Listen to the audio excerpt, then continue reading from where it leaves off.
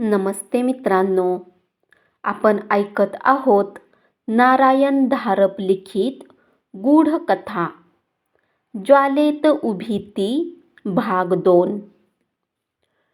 केशवच्या इतर स्नेहात परिचितात अगदी मोकळेपणे मिसळणारी स्नेहलता जगदीशपासून बुजल्यासारखी दूर राहिली. त्याच्या धीट नजरेला नजर द्यायला ती प्रथमपासूनच कचरत होती, कारण जगदीशची नजर अतिशय बोलकी होती. तिच्या शरीरावरून सावकाश सावकाश फिरणारी त्याची नजर त्याच्या मनातलं उघड विचार करत होती. त्याला काय हवं होतं हे भेटीच्या पहिल्या क्षणातच स्नेहलताला समजलं होतं. त्याच्याकडे तिरस्काराचा एक कटाक्ष टाकून ती खोलीतून उठून गेली होती. केशवजवळ तिने जगदीशचा विषय 2-3दा काढला, पण केशवच्या शब्दावरून तिची खात्री झाली की आताच्या क्षणी तरी तो जगदीशशी संबंध तोडायला तयार नव्हता आणि ती यापेक्षा जास्त स्पष्टपणे काहीच बोलू शकत नव्हती. केशव आणि जगदीश किती विरोधी व्यक्तिमत्व.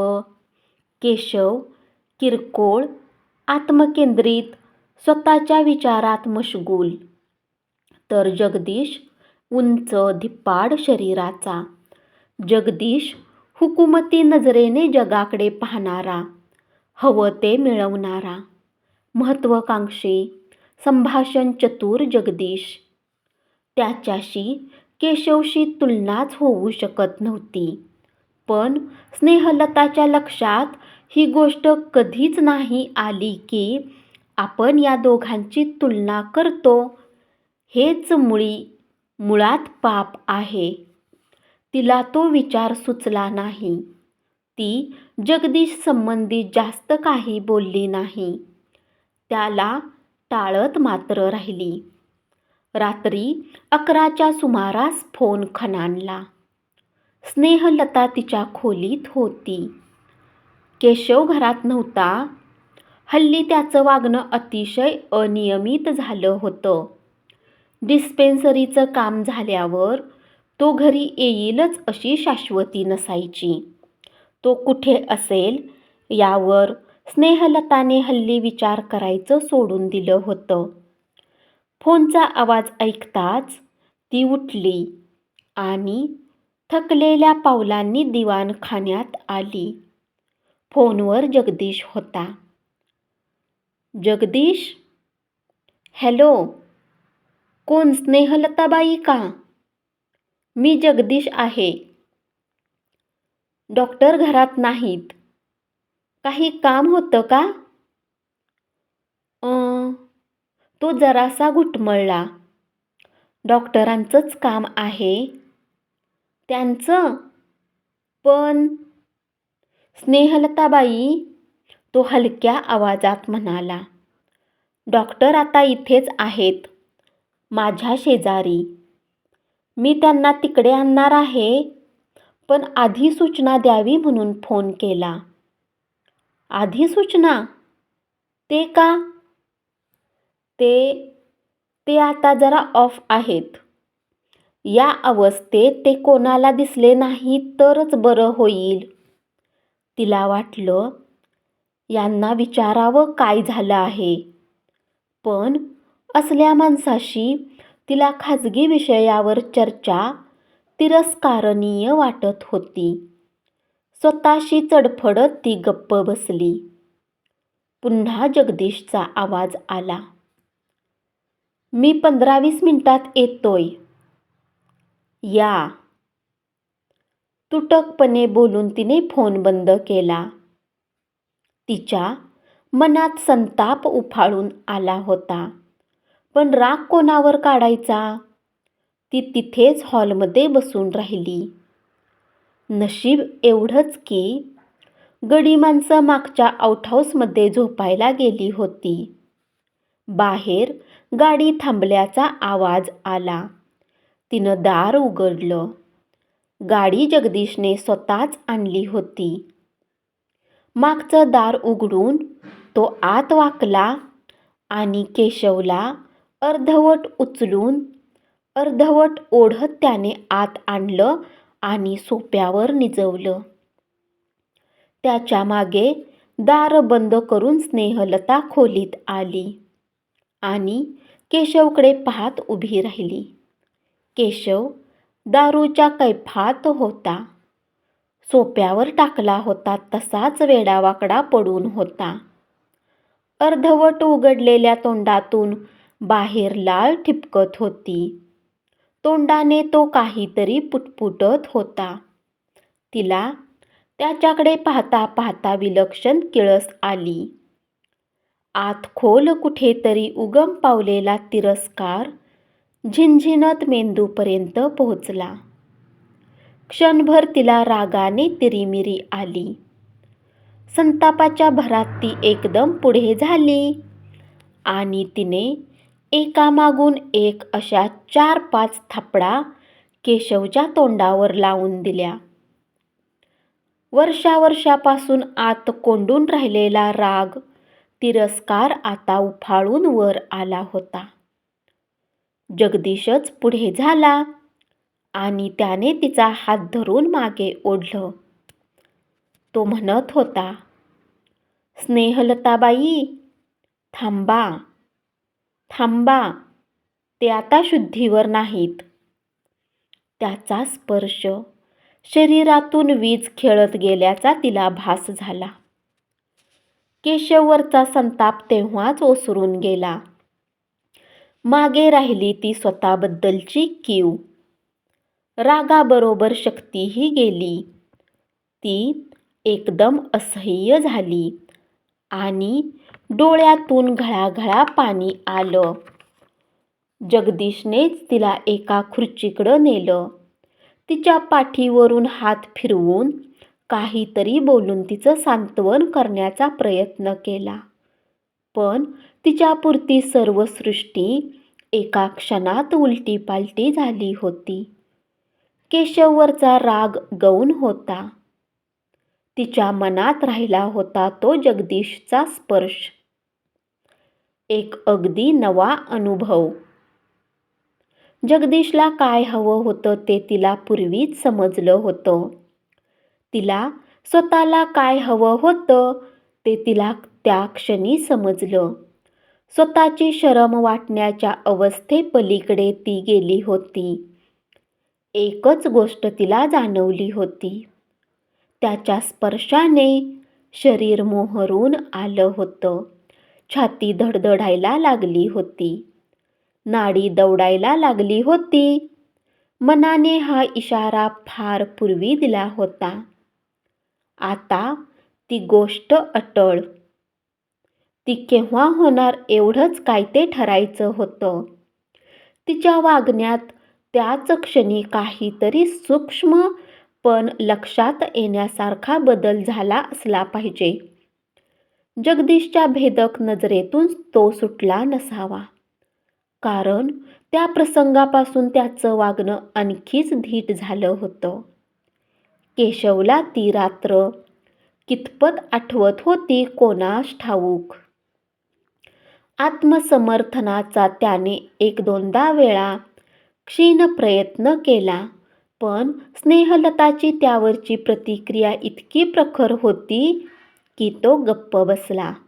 त्याच्या वागण्यात काही बदल झाला नाही आणि स्नेहलता आता त्याच्या काही स्वारस्यही राहिलं नव्हतं तिला. त्याच्या संबंधी तिच्या मनात विलक्षण तिटकारा निर्माण झाला होता. त्याचा स्पर्शही तिला कल्पनेत सुद्धा असह्य वाटत होता आणि केशवने तिच्याजवळ येण्याचा प्रयत्नही केला नाही. ती केशवपासून जितकी दूर जात होती तितकीच जगदीशकडे आकर्षली जात होती. अजूनही ती त्याच्या समोर उभी राहत नव्हती. त्याच्याशी बोलत नव्हती.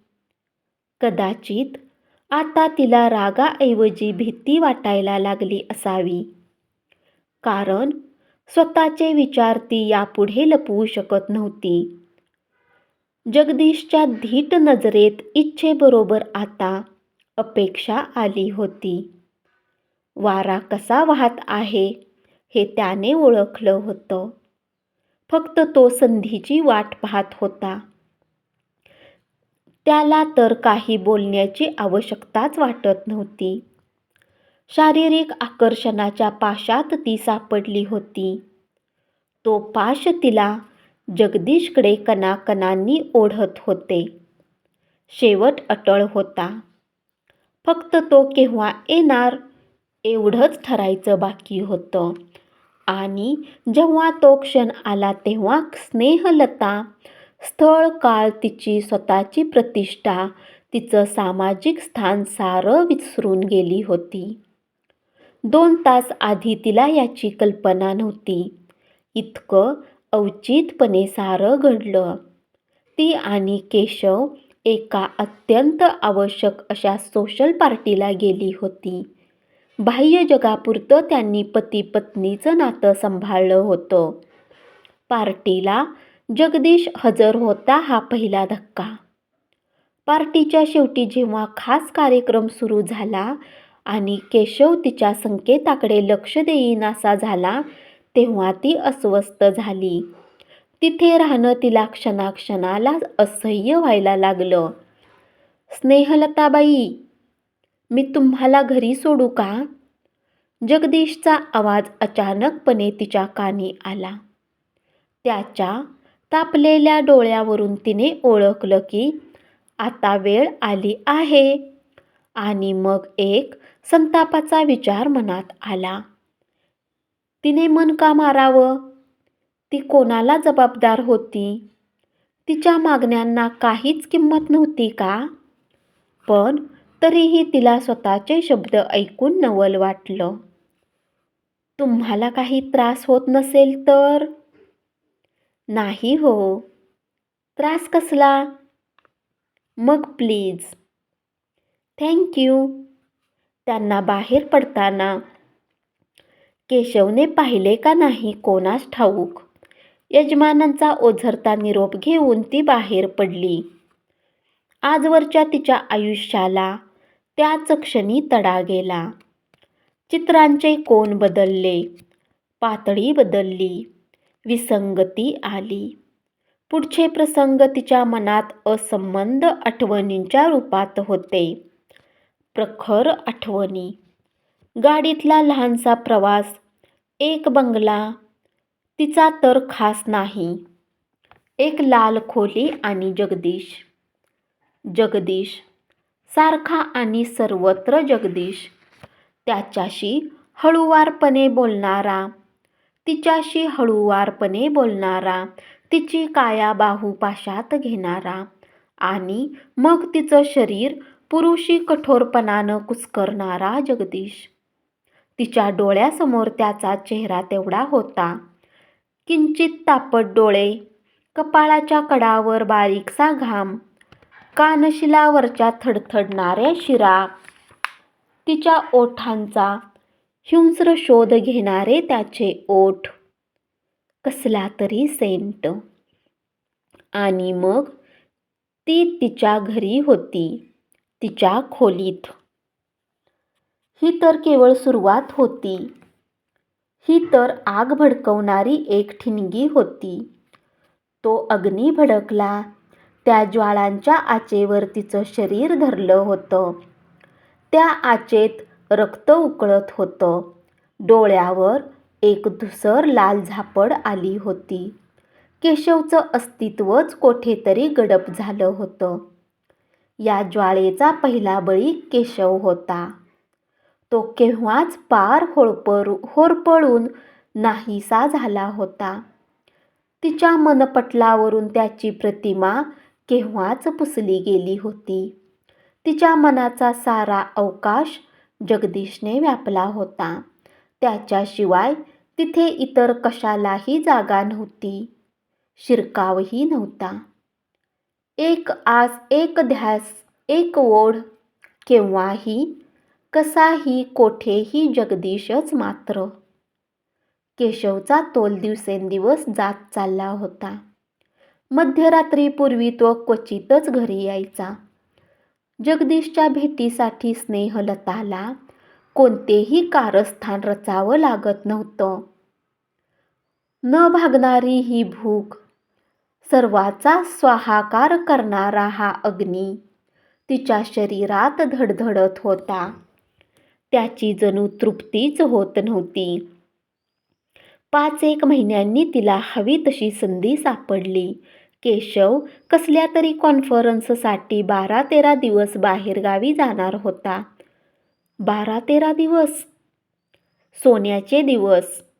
पण त्यांच्यावर तिला बंधन नको होतं, कोणतीही काच नको होती. म्हणून हिल स्टेशन, ते सुद्धा फारसं प्रसिद्ध नाही असं.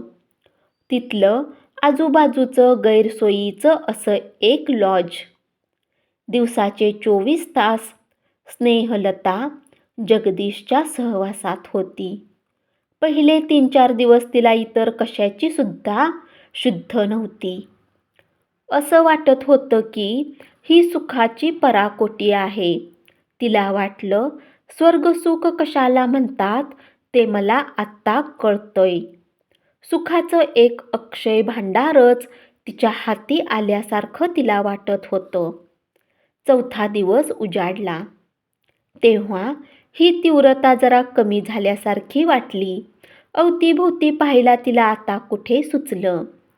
ते ज्या खोलीत राहत होते ती आता प्रथमच स्नेहलताने उघड्या डोळ्यांनी पाहिली. उपभोगाच्या धुंदीत ज्या गोष्टी तिला जाणवल्या नव्हत्या त्या आता जाणवायला लागल्या. खोली भिकार होती. भिंतीचा गिलावा पडला होता. आतला मातट करडा गाभा उघड्यावर आला होता. खिडकी एकच होती. वारा जर पडला तर खोली किंचित गरम व्हायला लागली. पलंग जुना होता. वर्षावर्षाची सुखदुःख पाहिलेला, पुरातन. आणखी एक दिवस गेला. जगदीशची उत्कंठाही आता जरा कमी झाल्यासारखी वाटत होती. स्नेहलताचं लक्ष आणखी विस्तारित झालं. त्यांच्या खोलीकडे यायची वाट इमारतीच्या भिंतीला लागून असलेली ती एक लाकडी गॅलरी होती. एका बाजूला भिंत, एका बाजूला लाल रंगाचा कठडा आणि समोर त्याच्या खोलीचं दार. वासनेची धगधग ती आज आता कमी झाली होती. रक्त थंड व्हायला लागलं होतं. एकमेकाजवळ आल्याशिवाय सर्व दिवस राहणं शक्य झालं होत नाही. राहावंसं वाटत होतं. मधूनच तिला घरची आठवण येऊन जात होती. बाहेरून हिंडून येताना रॉयल गेस्ट हाऊसची सामान्य अवकळा आलेली इमारत पाहिली की तिच्या मनात कोठेतरी खटकायला लागलं होतं. हे लॉज, ही खोली. वासना आणखी मंदावली. ज्योतीतली काळजी दिसायला लागली. एके दिवशी तिच्या लक्षात आलं, आज आपल्याला इच्छा नाही. एक नवलाचा शोध. असं होईल असं वाटत नव्हतं. एके दिवशी कंटाळा. 2 दिवसांनी त्याचा उबग आला. ते लॉज, ती घाणेरडी खोली, तो पुरातन पलंग, सर्वच. ती लागलीच परत आली. येताना एकमेकांशी फारसं बोलत नव्हती. निरोपही बराचसा थंड होता. कॉन्फरन्सहून केशव परत आला, तो सिरोसिसची तक्रार घेऊनच. सुरुवातीस उपचारांनी जरा बरं वाटलं आणि स्नेहलता जगदीशला 7-8 दिवसातून एकदा भेटू लागली. पण त्यांच्या संबंधातला सोनेरी भाग संपला होता. उरलं होतं ते रुटीन. कारण त्या एका गोष्टीशिवाय जगदीशला इतर कशातही इंटरेस्ट नव्हता. कधी काळी एखाद्या विषयावर बोलायचा. स्नेहलताने प्रयत्न केलाच तर तो तुटकपणे म्हणायचा, स्नेहल, आपण कशासाठी एकत्र येतो हे आपल्याला माहीत आहे. त्यावर हा मुलामा. पण जगदीश, त्याशिवाय इतर सारंच काही वर्ज्य नाही. स्नेहल, तुला काय हवं होतं ते मिळालं आहे ना? मला हवं होतं ते. गॉड, ती शहारून म्हणाली. तत्वज्ञान नेहमी मागाहून सुचतंय. धन्यवाद.